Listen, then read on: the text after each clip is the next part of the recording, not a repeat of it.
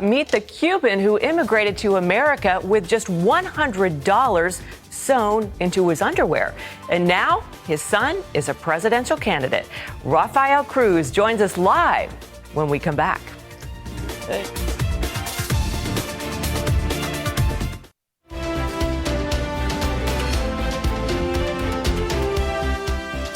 Presidential candidate Senator Ted Cruz points to his dad, Rafael, as his hero. He's also the one who taught him early in life the concept of limited government comes straight from the Bible. And now this Cuban immigrant has a message for America. Take a look. He was born in Cuba in 1939. As a teenager, Rafael Cruz faced prison and torture fighting against the brutal Batista dictatorship. After his release, he convinced the government to allow him to leave Cuba for America on a college scholarship. He left with only $100 sewn into his underwear by his mother. Once in America, Cruz worked hard, started a family, and most important, gave his life to Christ. As a church pastor, Cruz became involved with the Religious Roundtable organization, mobilizing Christians to elect Ronald Reagan. Young Ted took it all in, and like his father before him, chose a career path that would fuse faith and politics. Now, nearly 60 years after coming to America, Cruz issues a wake-up call to the country he loves. In his new book, A Time for Action, he delivers a message to people of faith. Step up, enter the public arena, and take on the forces threatening the guiding principles that made America great. Well, he's here with us. He learned lessons in Cuba, lessons that America must listen to. The book's called A Time for Action. You can get it where books are sold. And Rafael Cruz, thank you so much for being with us. It's so great to be with you. God bless you. Thank you. You are listed as an evangelist, but as I read your story, you actually ran a company that analyzed seismic data for oil companies. And you apparently have an affinity for mathematics. Is that right? That is right. I was in oil and gas exploration for 25 years. Mm-hmm. And that company basically went broke, and that's what God used to get me into the ministry. All right, you were in Cuba. What was going on when Batista was head of Cuba? Well, it was a military dictatorship, and it was very brutal. They killed over 20,000 dissidents. Normally, the typical thing is they will arrest somebody, and 2-3 days later, they would appear dead on the streets. That was what sparked a revolution, started in the high schools and the universities. There was this young, charismatic leader talking about hope and change. The same thing as Obama? Yes, hope and change? His name was Fidel Castro. Yeah. And we all followed him. We didn't know any better. Well, you didn't think of him as a Russian, did you? No, nobody knew he was a communist. He presented himself as a liberator. Well, how did we all get so fooled by him? I mean, apparently in your book you point out that he'd been trained in Russia. But we didn't know that. We didn't know that. I came to the U.S. legally on a student visa in 1957. I had been in prison and tortured because of the revolution, but I was able to get out of Cuba and come to this wonderful country. And then I went back in 59. I was only there 3 weeks, and I saw then this man attacking private property, confiscating private property, attacking freedom of religion, attacking freedom of the press. I got out of there as quickly as I could. Why didn't the Cuban people stop him? Well, the Cuban people were fooled. And basically what he did is he created, so many people are fooled with communism about thinking that everybody's the same. That's not true. You have 3 different classes. Right. Of course, they confiscate all the wealth, which is controlled by the Communist Party. So they all have all the riches, and then they create the army. They are the enforcers, and they also exploit the people with things like selling things in the underground and so on and so forth. And then the people, I would say, yes, they are equal. They're all equally starved. They're equally.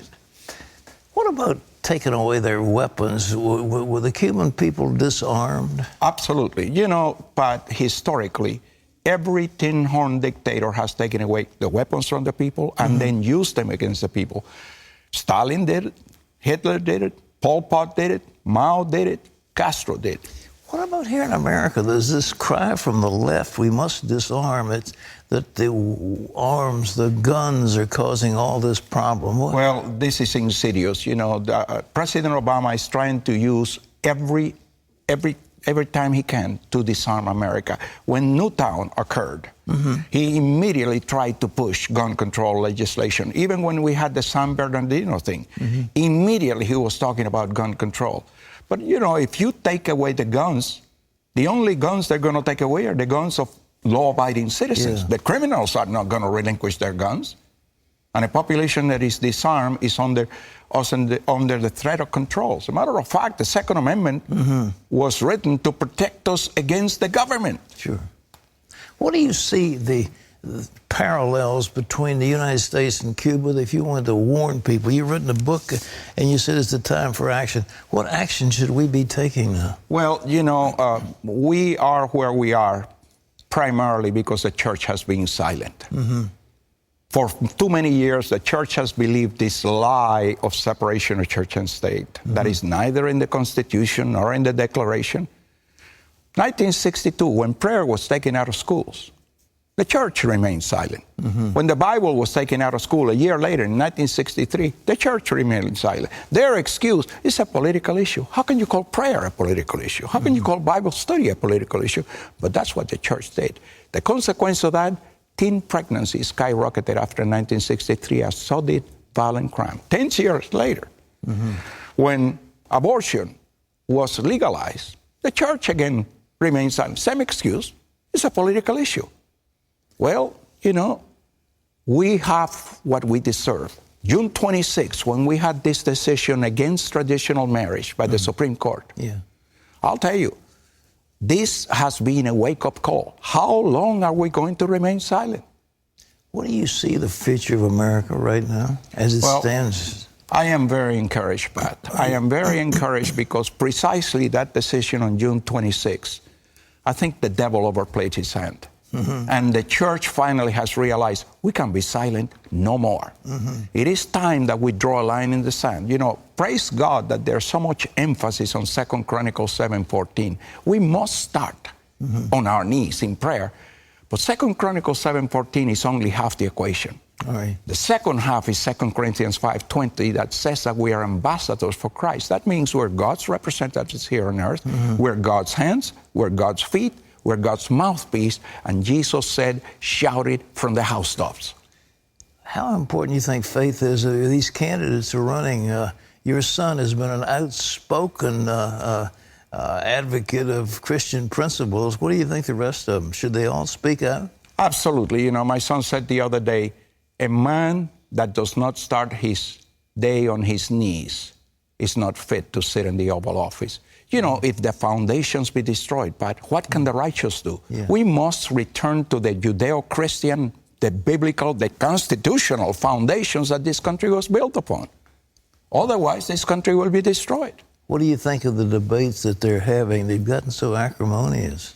Well, it is sad that, you know, all these discussions and all these labels are just distracting from the issues.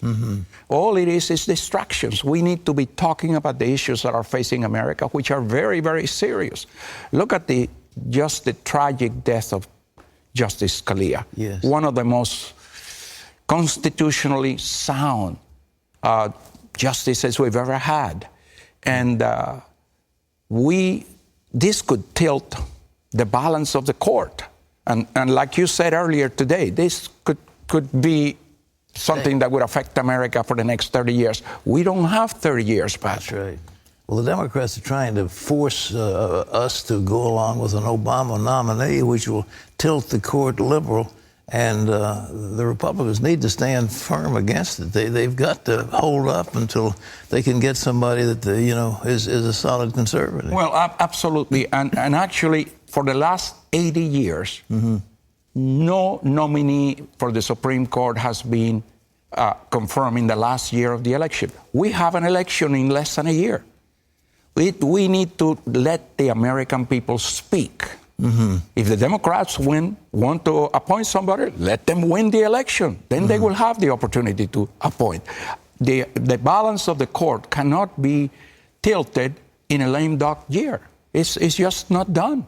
Well, it's great wisdom. Rafael, I wish we had a lot more time to talk with you, but his book, ladies and gentlemen, is called A Time for Action. This is the father of Ted Cruz, who is one of the leading candidates right now for the Republican nomination for president. This book is available wherever books are sold. It's called A Time for Action. You don't want to miss it. Thank you so much. God bless you. Thank you, Pat. It's such a pleasure and an honor to be with you. God bless you. Mine as well. Wendy.